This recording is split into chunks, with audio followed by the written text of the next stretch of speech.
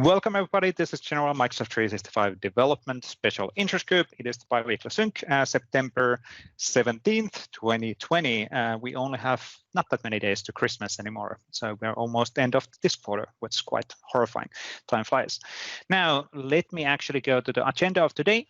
So we're trying to slightly adjust the timings and everything else. So we're trying to get to the mode where in these community calls, we'll always have 15 minutes of random, let's say, updates and random discussions on what's happening together with picture time with together mode, and then 45 minutes of demos. So if you basically don't like to talk about and hear what's the latest samples, you can miss the first 15 minutes. We don't encourage you to do that, but obviously the demos, we'll try to start the demos on 1:15 always on the hour. So let's see how we can get there.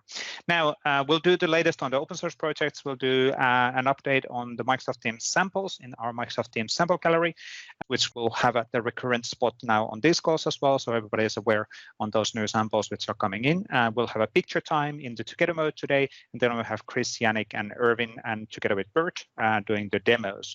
But let's get moving because we only have 14 minutes before we go to the demo section. Quick recap on the opportunities to participate in the community. You are more than welcome to volunteer to do a demo in this course. We really want to have everybody in the community an opportunity to do a live demo in this course. You can absolutely contribute in GitHub. There's a lot of different opportunities, projects, and ways of engaging in the GitHub as well by submitting an issue, submitting pull requests, and the most important part is always to provide feedback, provide feedback. So if there's something what we do badly or well, please provide us feedback, and also the positive feedback is more than welcome. So in open source world especially, and the positive feedback has magnificent impact for the people who are spending their time helping other people. Good. Moving on things, just a quick recap on the assets. We have two different YouTube channels due to historical reasons. So we have the official developers YouTube channels, and then we have the Microsoft 365 SharePoint community videos YouTube channel. We have plenty of open source assets available in multiple different organizations and sample galleries, and more and of those sample galleries are coming in the future. Well, actually a unified sample gallery is in the works, but it's not yet available. So we're looking into building a one sample gallery across the Microsoft 365 samples, so you can actually go to a single location and find what's relevant for you, rather than remembering all of this quadrillion amount of different links. As a temporary solution, you can always go to the AKMS M365 PnP, where you can actually find all of the links and assets, what do we execute, and more additional information and guidance on the Microsoft 365 development. Now, quick updates or recaps and reminders. One of the things, like mentioned today, we will start actually collecting or covering the latest Microsoft Teams samples, which the community or Microsoft people have contributed or shared into GitHub in this course, as well as a bi-weekly recurrent spot. But as a summary, if you go to the AKMS Teams samples, you will actually find existing samples, which are the app template samples for Microsoft Teams and content which has been contributed also by the community. So making it super easy to find what's relevant for you across all of those different GitHub locations. And we're looking into improving that in the future even more. Now, quick recap on the Sharing is Caring initiative. Actually, David, do you want to do a quick discussion in here? Sure, Okay. thank you. Yep.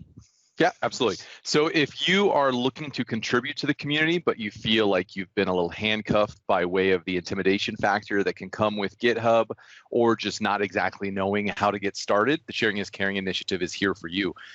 We have multiple sessions. The first is a first-time contributor session. So if you've never interfaced with GitHub, and you even consider yourself not a coder, that's okay. There's a ton of opportunity to contribute for the non-dev, for the dev, and we want to help walk you through it together. So these sessions are like a PnP call, but they're smaller, a little more intimate. There's a safe space to ask questions, and we'll walk you through from beginning to end how to perform a contribution for dev docs, for community docs. And then also, if you're looking to consume, we've gotten a lot of feedback that new ones in the community would love to contribute, but honestly, they're a little bit before that. They just want to learn learn how to start consuming some of the samples. So one of our newest sessions are PnP SPFX samples using Node Version Manager. So take advantage of these. We're having even more sessions coming up on how to, for example, upgrade samples using the CLI. So completely free of charge, and we would love to see you there. There's multiple time slots available for both North American and APAC friendly and European sessions. So aka.ms, sharing is caring. We'd love to see you there. Excellent. Thank you, David, on that one. Good.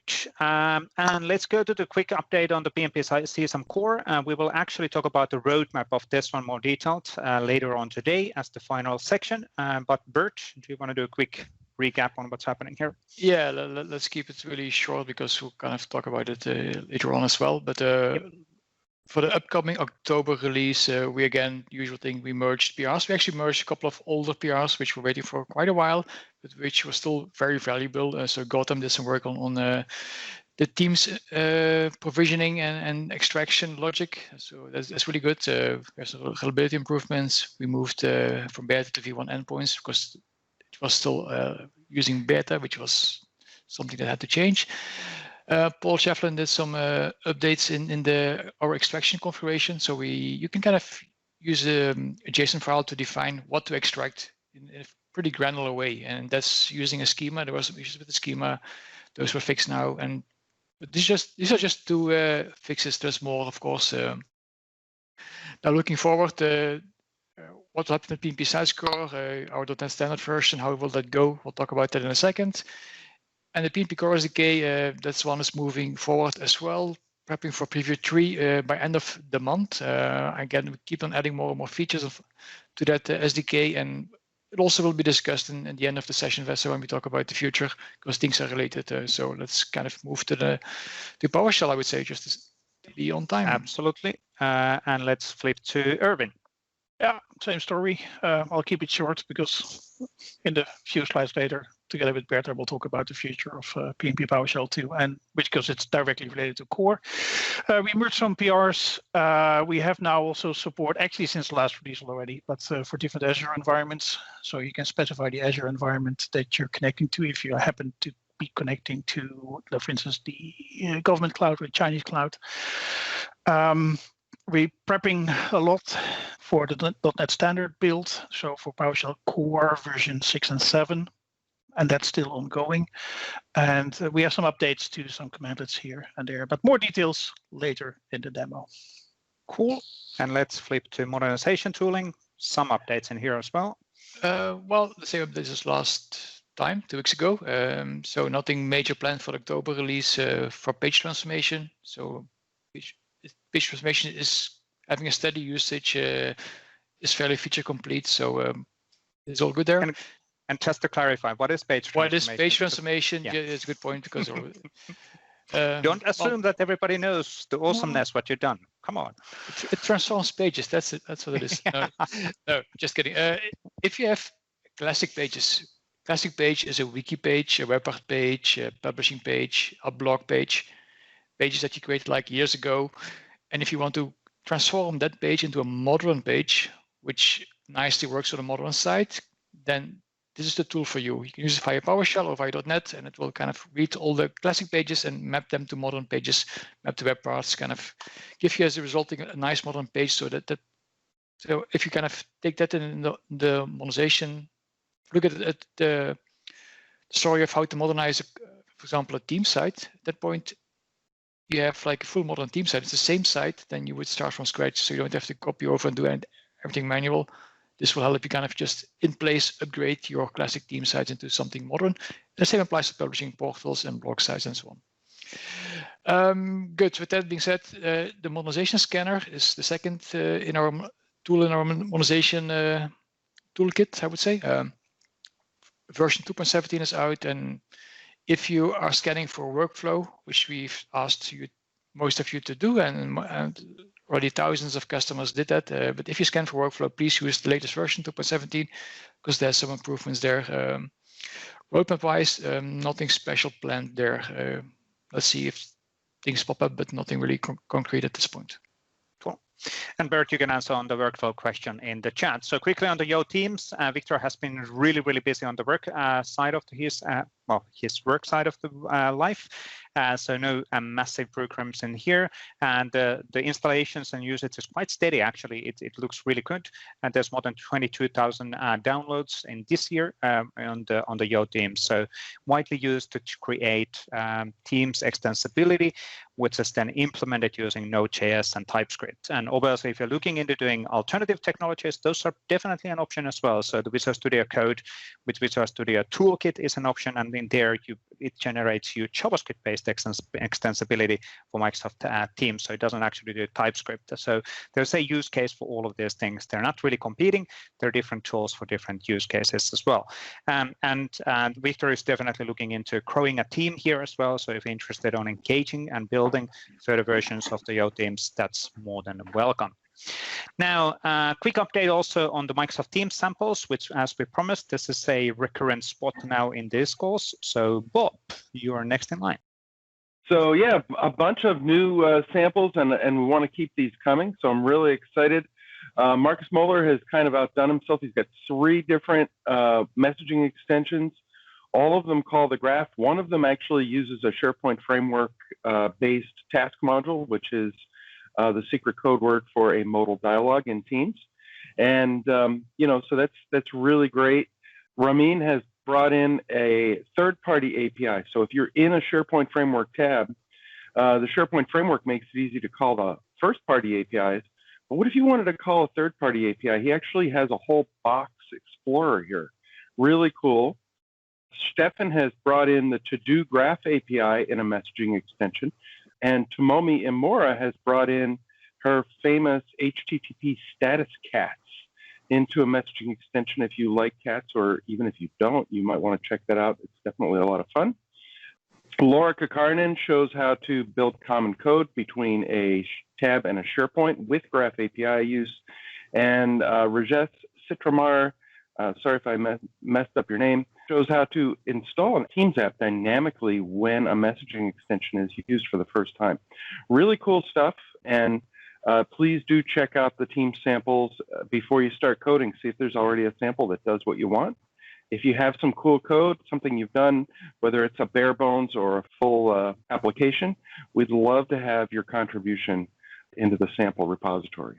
Thanks. Excellent. Thank you, Bob.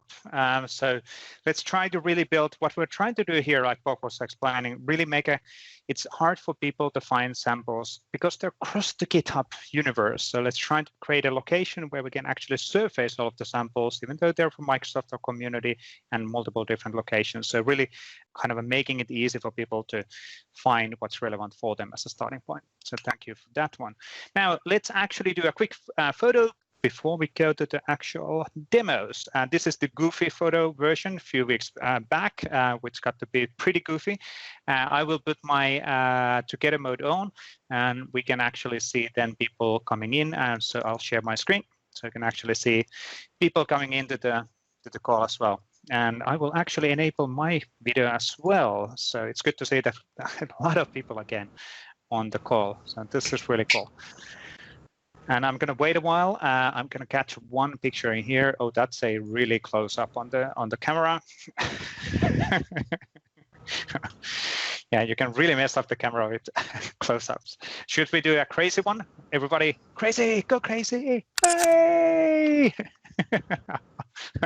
Oh, I can see a SharePoint monkey there as well. That's really cool. Excellent. I think that's enough for now. So thank you, everybody. Just good to see the faces of the community as well, because we can't meet physically in a conference. But I think it's time to go to the magic of Chris Kent. So let's start with Chris with the list magic. I don't even have any idea what he's actually going to present today, which is pretty scary, but I think it's fine. And then we go to Yannick, and then we'll talk about the roadmap of PowerShell and PnP Sites Core after that. And there's Chris. Okay. All right, everybody, what up? I'm Chris. Let's look at some stuff. Sound good? All right. So we're on our classic Warrior Horses site, and we're going to go to a list we've seen before. We're going to go to our disasters list, where the horses track potential disasters and their plan to avoid them. And here you see we've already got a little bit of formatting with our classic font awesome Pooh Storm. icon. We won't be covering that today. Instead, I wanted to cover some of the stuff you could do out of the box. So this is some custom formatting, but what if I just wanted to throw something on there pretty quick? So let's take a look. We've looked at the design mode stuff before, but there's been a lot of improvements, and I think it's worth taking a look at again. So one of the first things to do, we add a new choice column, and we'll call this severity. And right away, you'll notice we've already got some formatting. You'll see that from now on, choice fields are using formatting by default. So that's pretty awesome. So in this case, we'll throw a few of these in here. We'll say what in progress, sounds good. All right, and we'll call this one done. All right, in review, kind of our classics here. We'll add another one here. We'll call this one has issues. Let's add one more here. We'll call blocked. Okay, so you can see I've already got some color choices here. I can go ahead and do my formatting before I've even created the column. All right, so we can say no fill, and hit save. And so let's add some sample data here. Let's go ahead and add another column real quick so we can get that right as well. Let's add a date and time. We're going to add a due date. Okay. We'll just save that. So if we edit in grid view, which is our old quick edit, all right, much better name. Let's come in here. We'll just kind of set these quickly. We'll say that one's done, right? This one is in review. And you'll see even here, we've already got our formatting showing up right here inside the grid view as we set these, which is pretty awesome. So we'll say it's blocked. We'll say this one has issues. Let's make sure we just got them all here. And this one is in progress. Sounds good. And let's add some dates here. So we'll put this one a couple days ago, right? We'll say in review is really a while ago. You know, these things are due a while ago. This one's, you know, due in the future. Sure. This one we'll say is due today. And let's throw one more on there, just, you know, way off in the future somewhere. Okay, that looks great. I did that right here. Let's see. Actually, let's make that's good. Okay, so let's exit the grid view. So now we've got some data to work with. But you'll see we've already got formatting, and all we did was create the column.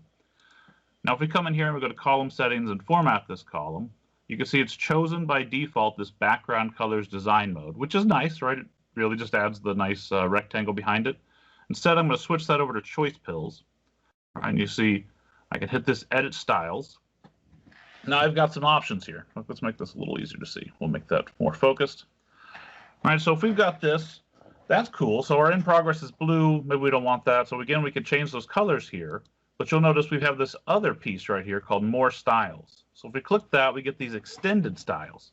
So we can do things like add these icons, right? So for whatever reason, Microsoft in all their wisdom has decided out of the 2,000 icons, you can choose between 13. But we'll see a way to change that here in just a little bit.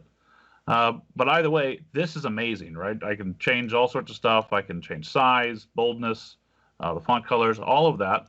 I've got this nice breadcrumb navigation up here to easily get back and forth. So I can go in here. Let's add icons for each of these. We'll put a check mark.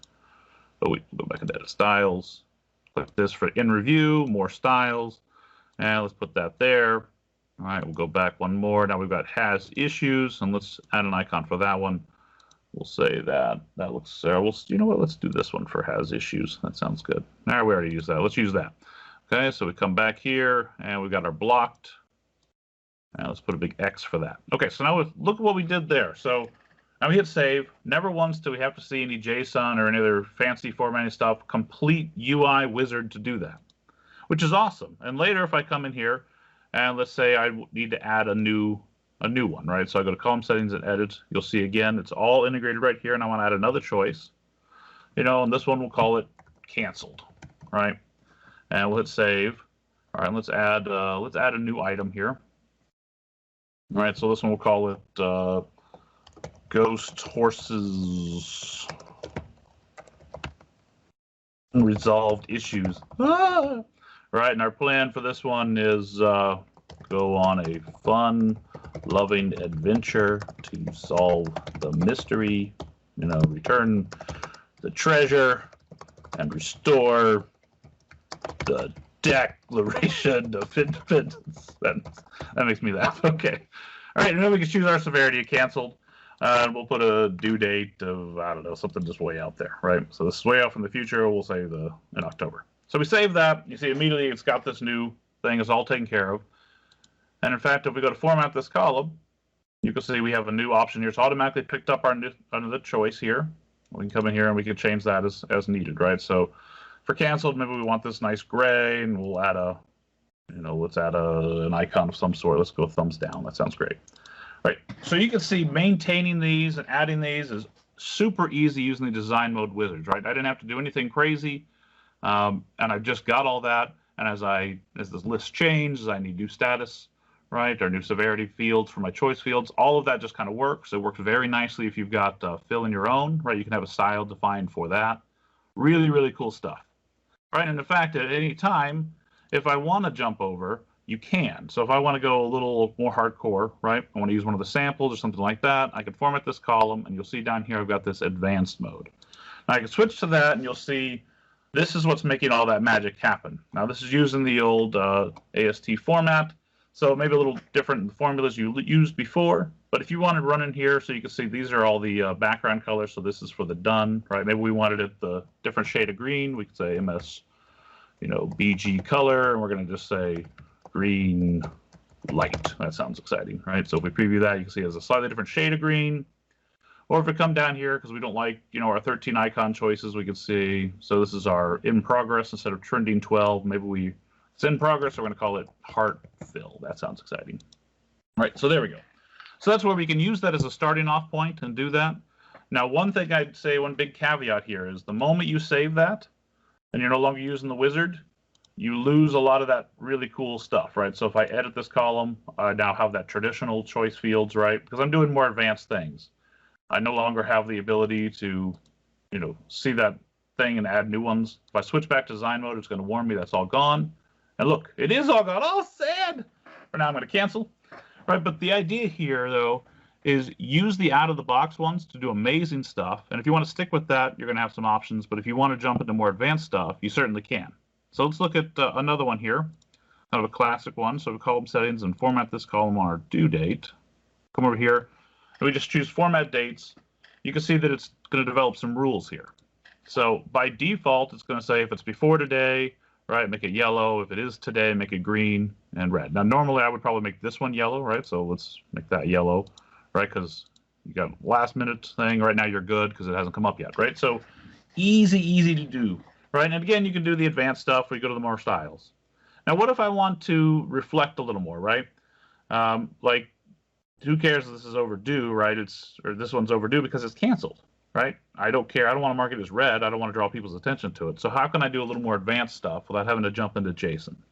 So if we go back here, instead of this, every column type has this kind of generic rules called conditional formatting. And so let's set this up. So we're going to show all the values as, right? So just by default, we're not going to do anything, right? So that's kind of the default. But let's add a rule.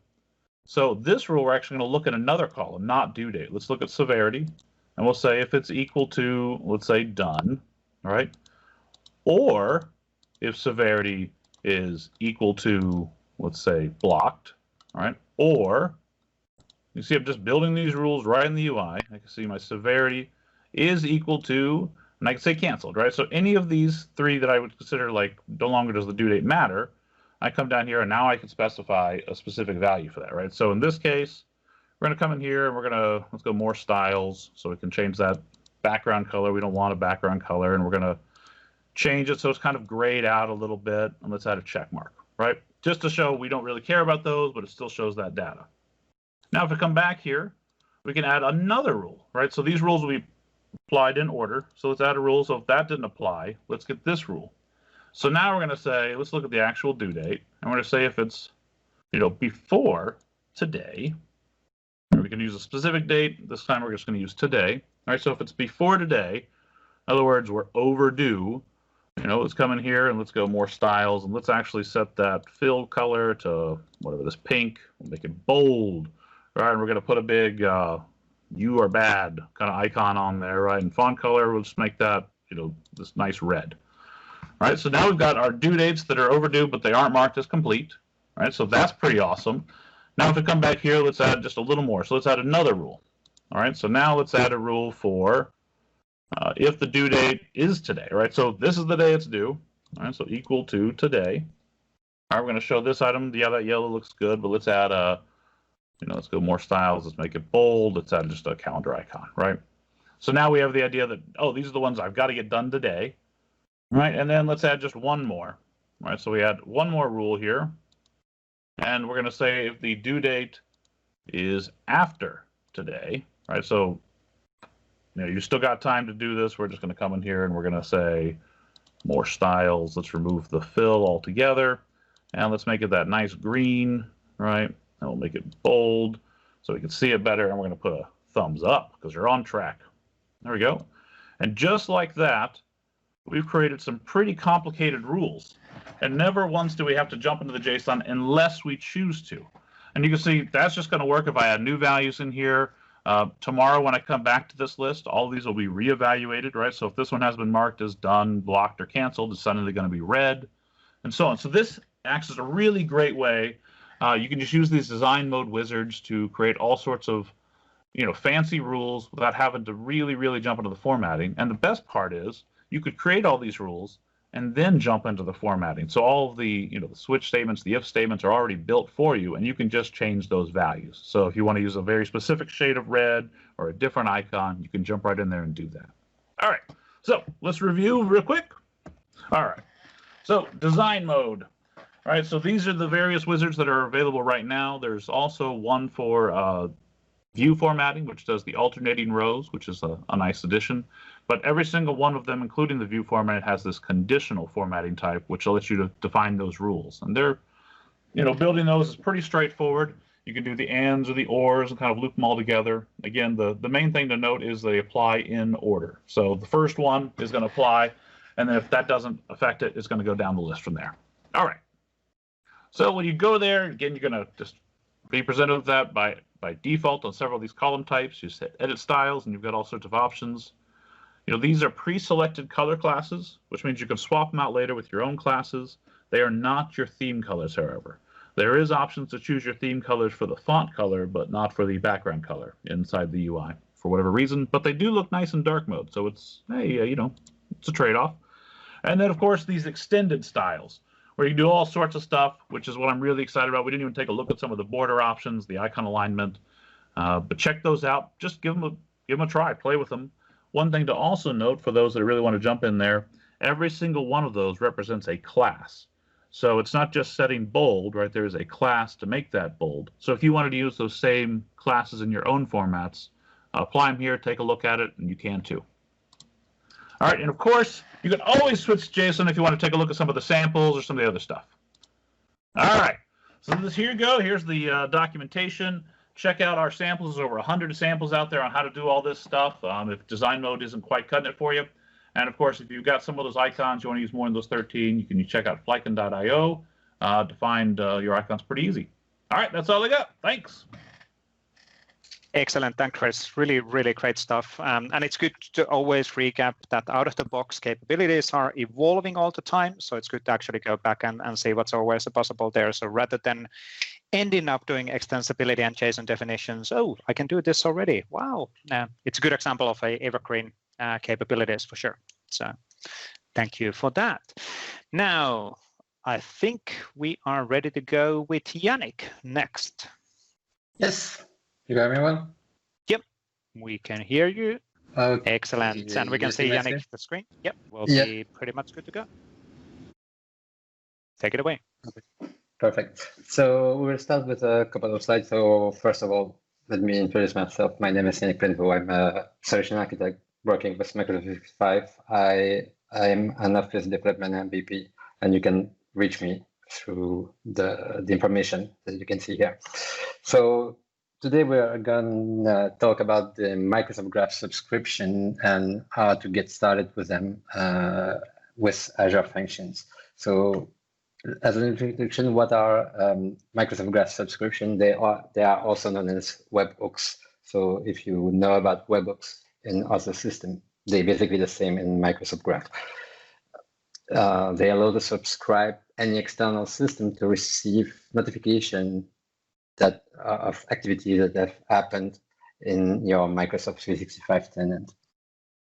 They are relayed through Microsoft Graph with common schemes, a common notification pattern, but the notification come from the events occurring in many services in Microsoft 365. So what is it about? More concretely, you can see here that we have Microsoft 365 with all the services that it includes. And let's say that you want to build a system, a solution, then you want actually the information that you get in Microsoft 365. You want to be notified that something has changed in one of the services. So we will use Graph that surface Microsoft 365, and then Microsoft Graph will notify the changes that has appeared or that have occurred in one of these services. So basically here on the right, you can see mostly the resources that are supported now in Microsoft Graph v1. So it could be changes in Exchange with Mailbox, with users and groups in Azure AD, chat messages that are currently in beta. It is one exception here.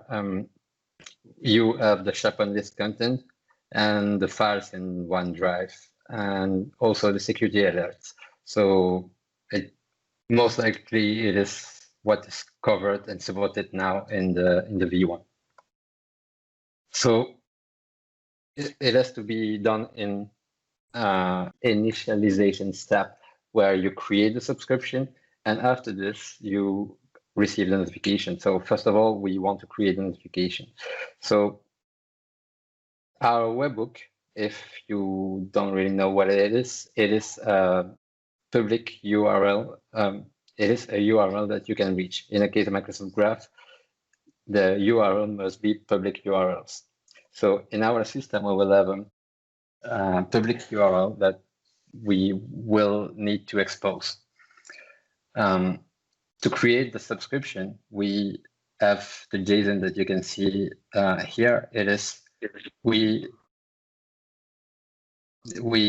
specify the notification that the notification URL. Sorry, it is the URL of our web server, and it could be whatever. We'll see that it could be an Azure function, but it could be also an app service in Azure, or it could be a web server in your local premises. And then we will say we want to subscribe to changes that occurs to that resource here. And we have to specify also the expiration of the subscription. We'll see that in a minute. So with this subscription that we want to create, we put this JSON and send it through a post request, a post HTTP request to the dedicated endpoint in Microsoft Graph. So basically it is /subscriptions. When Microsoft Graph receives this, it will immediately try to validate that the URL that we subscribed is valid. It is a valid webhook. So it will immediately contact it by sending a query, a request with a parameter in the query string that is called validation token. And we need to respond within 10 seconds with a success code and just pass it the validation token as it is. And when it is done, then the subscription is created in Microsoft Graph. The notification, once it is created, we will have to handle the notification. So we have still our service. We have still Microsoft 365 and Microsoft Graph. And let's say, for instance, that in our case, we will focus on when an email arrives in the user's mailbox. So the activity occurs in Exchange Online. Exchange will relay its change through Microsoft Graph, and Microsoft Graph will send a notification through an HTTP post request to our webhook. Typically, we don't want the webhook to do complex stuff. We want it to respond right away. And so it receives the notification, then pass it to a backend process, whatever we want to do with it, but it responds within maximum 30 seconds with a success HTTP code to Microsoft Graph. What if it does not respond within 30 seconds?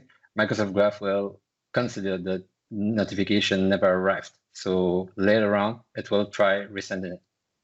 And it will do until there is a successful call. It will do it several times during about 4 hours.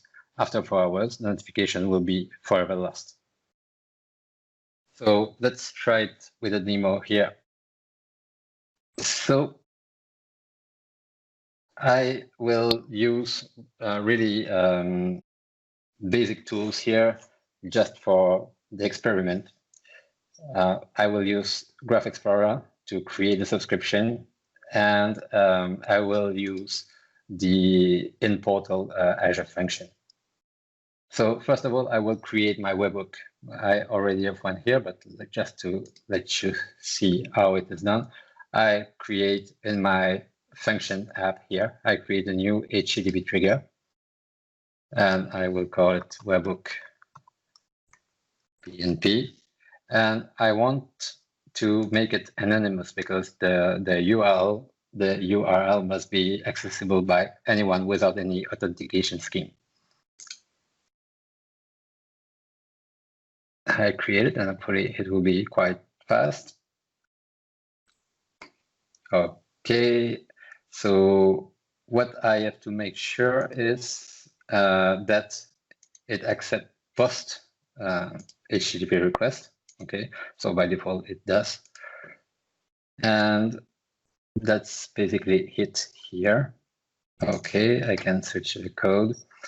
And I will just take my cheat sheet here with the code that I prepared and copy it. And so what do I do in the code here? It's really simple. I handle the validation step. So if I see in the query a validation token parameter, I just resend it as the body, as plain text. If not, I just display in the console the notification that I received. But here it is where you're supposed to pass along the notification to every backend process and to do whatever you want to do with it. So I just check that I'm saved, okay, and just to make sure that it is running, I will test it here. It should be running, okay. I do that because if I don't, the Azure function in consumption plan won't be warmed up yet. And so remember in my slide that in the validation step, you have to respond within 10 seconds. And so Microsoft Graph won't accept it if it is not already running.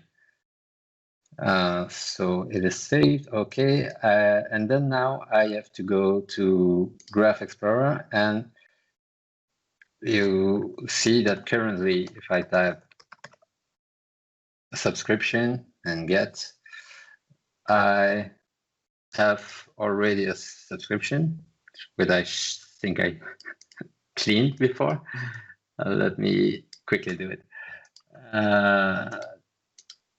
Delete. Okay, so now not delete, get. Okay, so now I have a clean set of subscription and I will create a new one. So to create a new one, I send a post HTTP request with not this one, this one here. And so it's basically the same JSON except that you saw in the slide, except that I will have to get the URL of my new webhook.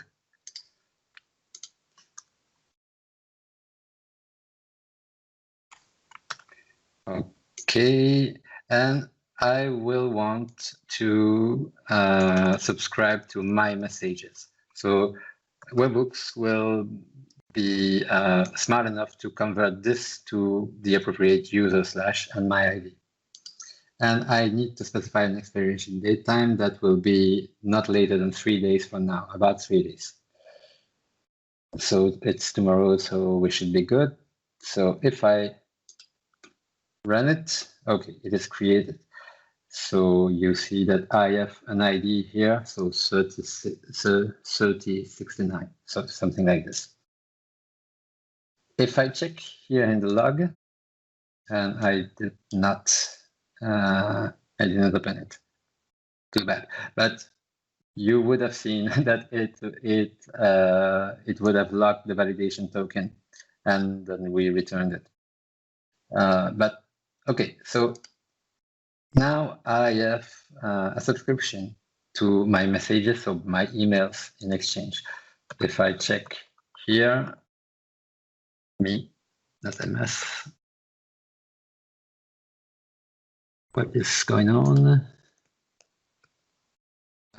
You're in post. Yeah. Thank you, Vesa. Yep.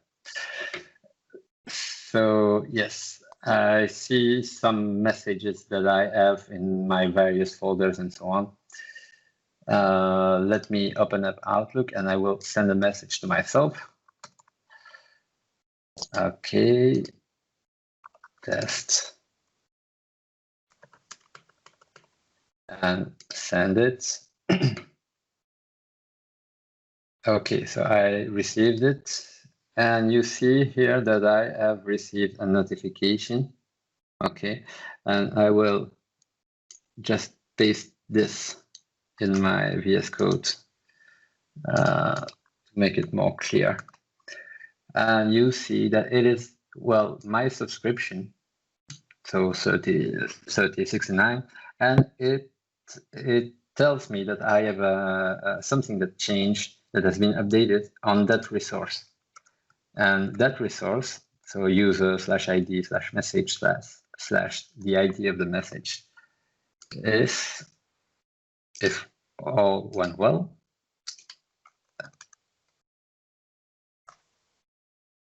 my message indeed. So basically with that in place, I can then query graph in my backend system and do whatever I need to do with the data that has changed in Microsoft 365. And it is basically it for the demo. So I will switch back for a next couple of slides. So some important consideration is that the subscription maximum lifetime is quite short for almost every resources types in V1. It is a bit less than 3 days, a bit less than 72 hours actually. So what you will have to do in your system is that you will be responsible for updating the lifetime of the subscription before it expires, because when it is expired, it is simply deleted and notification won't be sent anymore. After 30-second timeout, so it is what I said just before, after 30-second timeout, Microsoft will consider notification are not received and resend it later. So you have to make sure that your webhook responds as fast as possible and rather do the less possible task in the webhook itself, but rather pass along the notification to a backend system, a background job or something. The notifications are not immediate. It's important to consider because you should not expect them to arrive immediately, because it really depends on the type of the resources you are subscribing to. Here for the mails and the events in Outlook, it is quite immediate. For based on my experience, for notification on users and groups and so on, it might take a few minutes. According to the documentation, it should be maximum 15 minutes for receiving the notification. So you should not use webhooks expecting real-time notification for critical stuff. Webhook must have HTTPS public reachable URL. So it means that if your webhook is on your local premises, for instance, you will have to deal with the firewall, DNS, and so on and so forth. Webhooks are public and have no authentication. It means that anyone could try to spoof you and to say that something happened. So you should be really careful of the code that you are writing in the webhook itself. So what you can do as one step towards security is that in the subscription, you can specify a client secret, not the client secret, sorry, a client state that is secret. And this one should be known only by Graph and your endpoint. And if it sends the secret, it means that it should be Graph. But it is one step ahead in security, but still not. If someone gets to know your secret, it can spoof the notification as well. And so you have to make sure that you won't cause any risk to your system or to your Microsoft 365 tenant by directly in this in the code of this webhook. You will have to make sure that you put everything that you can to validate that it has to be secure enough. And last thing, notification do not contain data. It is not true in the beta version of Microsoft Graph, because in beta version, you have some endpoint that accept what is called rich notification that contains some content, but it has to be ciphered with a certificate and so on. It's a bit more tricky, in my opinion, to set up, but it also allows more complex scenarios. So, but for V1, your system in turn needs to call Microsoft Graph with the identifier of the resource that is changed. Now, And Yannick, so, I Yes, do Yannick. apologize. I'll jump on this one because from a You're- timing perspective, we You're welcome. need to unfortunately move forward. And just a few pointers, just to call out things as well. So obviously the subscriptions and webhooks in the Graph are super powerful. There's a massive amount of different options related on that. I'll add a list of different resources which you can actually subscribe to. Just as an example, for all of the incoming messages in a Teams or events which are getting created, or any single SharePoint list or library is getting created in a tenant, you can subscribe to that event and then modify that list based on your business requirements. So super powerful. Also, one thing but I wanted to call out, because Vincent is in the call.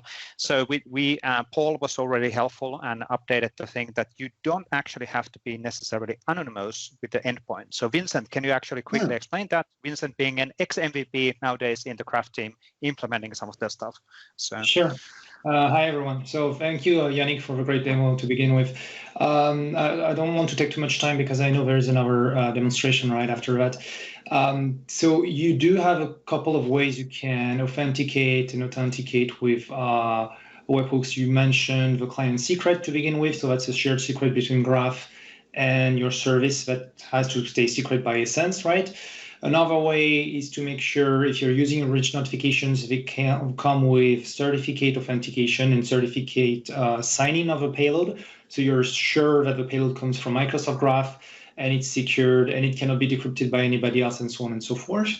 And a third thing that we're previewing is the ability to receive change notifications, not through webhooks, so not through an HTTP post, but through Azure Event Hubs instead. So that's really great for cases where you're behind a firewall, or you're already using some Azure services, or you want high performance. And one of the great things about Event Hubs is that it is authenticated by default. So the whole stream of notifications will be secured and authenticated by default. And feel free to reach out to me if you have any questions. And with that, I don't want to take more time from Bert because I know Bert has great demonstrations to follow with. So thank you, everyone, and have a great day, everyone. thanks, Vincent. Yep, thanks, Vincent. Great to kind of get this extra clarification from folks in the Graph team. Now, I don't have a demonstration, neither does Erwin, but both Erwin and me want to give you an update on our .NET roadmap, and the .NET roadmap applies to PnP Sites Core and PnP PowerShell. So where are we today? What do we have today? We have our PnP Sites Core library, massively used by many people, and we have our new PnP Core SDK. PnP Sites Core has been there for 7 years. I think Vesa, that you and me wrote the first code like 7 years ago, and we still you still did coding in .NET. That times have changed, but it's a point I want to make is that there's a ton of code in PnP Sites Core. It's not always the cleanest code, not always the nicest constructed code, because it has organically grown into really a big library, which has a lot of conditional statements around on-premises support, because SharePoint 2013 does it like this, SharePoint 2016 does it differently, SharePoint Online does it again differently. So it's fairly complex code. On the other hand, PnP Core SDK is brand new. It's a graph-first library, so we focus on graph. We use graph wherever possible, but we fall back to REST or CSOM when needed. That library is using modern.NET development techniques. Dependency injection has 80% plus test coverage, so it's more like how it should be done. Now, what does it mean for our future going forward?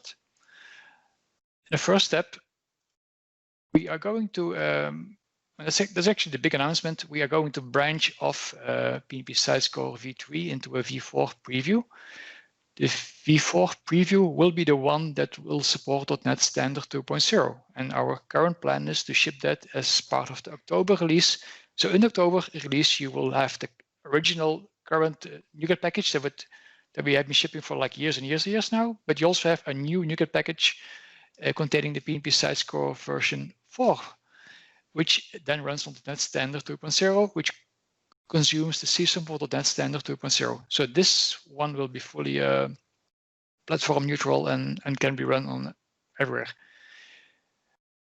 Going forward, we will, once we feel good about PnP Sites Core v4, we actually will stop shipping and distributing PnP Sites Core v3, which also implies that we'll stop shipping new versions for on-premises for PnP Sites Core. We'll only continue going forward with PnP Sites Core v4 using for SPO and .NET Standard. And then in the future, no timing yet, it mentions Q1, but let's see how things evolve. PnP Core SDK will be consumed as well by PnP Sites Core, so that we don't have to duplicate code. If you write something new, we will do it in PnP Core SDK and then just leverage it from PnP Sites Core. This is kind of our way to step-by-step transition from our current massive monolithic PnP Sites Core library to a modern, clean PnP Core SDK library, which focuses on graph and modern .NET development. I think we're quite short on time. Erwin, maybe we can directly jump to your PowerShell slide. Is there any feedback in the chat window around this change? Not currently. No. Okay. Everybody is just surprised. So everyone's shocked about excited. this. Shocked. No, but it is a big move. If you're, I can understand if you're using PnP Sites Core for on-prem development today, that maybe you don't feel this really makes you happy. But on the other hand, we have to take some actions to ensure quality and to ensure that we can, with the people that are working on this, that we can deliver a great PnP Sites Core and PnP Core SDK library for the future. Yeah, and there is almost 60,000 tenants using this library every single month. So we really need to focus on getting those people using the Microsoft Graph first options and using the same modern APIs in the .NET Standard, .NET Core. So, right, PowerShell. It's a very similar story, effectively. So the next release, there will be a v3 version that will support still the on-prem releases, but there will also be a preview coming, which we most likely will mark also as a preview release in the PowerShell gallery, which I see that you changed .NET Standard from 2.1 to 2.0. Yes. Actually, for PowerShell, that's not relevant. We can actually run 2.1 here. Because I'm consuming.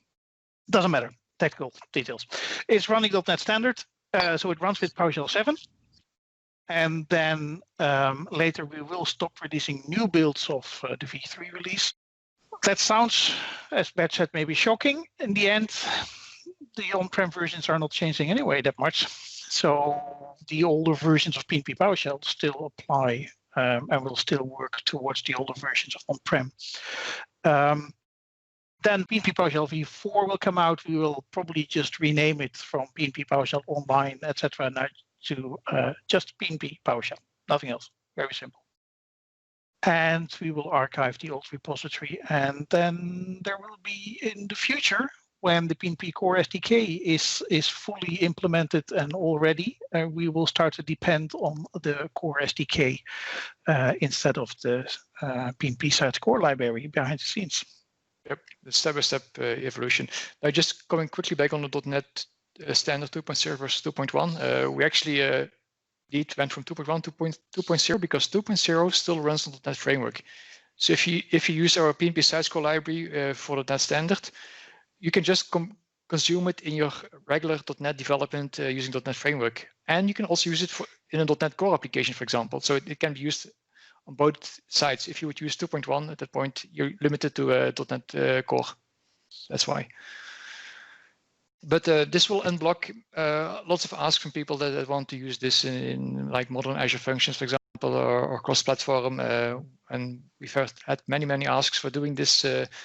And we thought this is the clean, proper way to do it. And so we can ensure quality, we can clean up the code base, we can actually also rationalize things, we'll remove legacy stuff. So it will be cleaner and better going forward. There's a question from Mike here about if there's a message on there's 2019. Don't read into this that there will be no. We don't know. That's not. That's we're not in that position to state. Oh, there will be no more version of SharePoint for on-prem. That's no. This is completely disconnected from that story. It's just us deciding to not doing on-prem releases anymore. Absolutely. At least for now, you never know what's the future situation, and technically we do know, but we can't talk about the future of on-premises at this point. But so. Anyway, so that's a separate discussion point. But I don't read on this slide related Vesa. On exactly. Sorry, what? I shouldn't use the people. Yes. By the way, last thing. By the way, before we go, you'll see also in the bottom there's this green line there. We say the repo names. So we are putting things in a new repository. So there will be a new repository from code, and on the PowerShell level, we're changing a couple of things also in the way we handle documentation. It will actually be easier for you that is not a coder to update the documentation for the new version of PnP PowerShell by just modifying the markdown. Yep. So it will be a bit easier for you. And the same cleaning up stuff. And obviously, the new repo will clean up the contributions and everything. There's hundreds of people who contributed in some of these projects, but we just have to do some cleaning, right?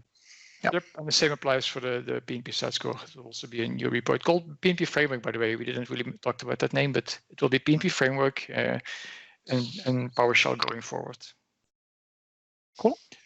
Right. And we are on the hour. Sorry for the time management. We are trying to do that properly and learning to do that more efficiently, definitely, in every single call. But we don't want to reduce from 3 demos to 2 because that wouldn't feel right either. Now, that was the demos today.